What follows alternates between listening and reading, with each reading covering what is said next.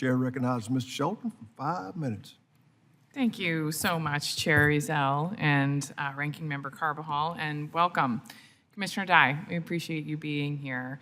So the FMC's responsibility of protecting the U.S. shipping industry from foreign governments' unfair practices is particularly important to the Great Lakes region, where I hail from Michigan. A $36 billion a year industry that creates good-paying jobs and keeps our nation's supply chains moving. When visiting the ports of Muskegon and Grand Haven in my district, the constituents frequently stress the need for strong but navigable ballast water regulations. It has had a huge impact on our waterways. So Commissioner Dye, I understand that the FMC has investigated how Canada's ballast water regulations have impacted U.S. Lakers. FMC's actions have resulted in the Canadian government providing limited relief for American shippers. Can you talk us through specifically how you plan to stay on top of that issue, especially as we're continuing to see some pretty significant rollbacks on regulations around water protection across the board? Of course, and we'll be following the Canadian response to ensure that it's effective as we expect it to be. But no, this is not over if that approach is not effective. Yeah. But we've been very pleased. Okay.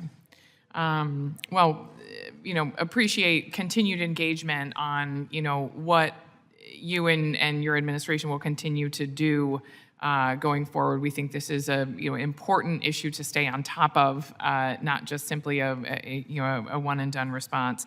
I have a couple questions, so I want to keep moving on. But while I don't always see eye to eye with the current administration, I am very pleased to see the president focused on bolstering our maritime industry. That is one area we do agree on.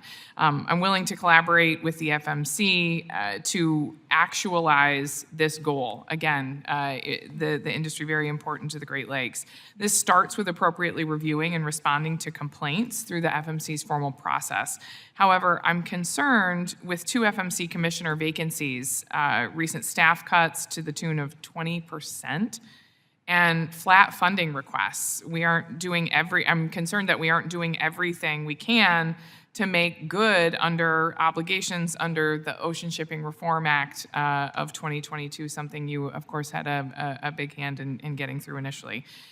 Can you speak to how the FMC has internally reorganized, if at all, to ensure that flat funding and reduced staff will not hinder its ability to appropriately respond to and review the complaints that are filed? I appreciate it. Thank you. You can be sure that the FMC is functioning. We have, under existing law, we still have a quorum, as my general counsel tells me, and so I don't think anyone should be concerned that the FMC is not on the job. I think what this committee is looking for, though, is more than just a functioning FMC, one that can make sure a robust response to these complaints when they're received. Once we have an invasive species entering our waterways, it's very hard to turn back the clock. So simply showing up for quorum, respectfully, may not be enough at this point, and the concern with significantly reduced staffing does raise alarms about whether or not you're able to respond in an appropriate fashion. And I will say, simply showing up for quorum doesn't seem, to get to the heart of having enough, enough people there. I have one more question I'll go to, and if you have a more robust response, we would love to take one for the record because it is of concern. Continuing on there, the president's budget request of $40 million for the FMC, the same enacted amount as fiscal year 2025, and 20% less than the previous budget request. It reduces the workload significantly. Assuming Congress flat funds the FMC as the president has requested, how else can this committee continue to support the FMC's efforts to reduce port congestion, boost transparency in the ocean shipping industry beyond annual appropriations? I think that we showed there was no diminution last year, and there will be no diminution next year. We will continue to enforce the law and use our authorities to the fullest, but no more. And I'm confident that you will be satisfied. Well, thank you. We would love to have you back perhaps towards the end of the year or next year to continue to check in on that progress. I see that my time has expired, but we'll yield back.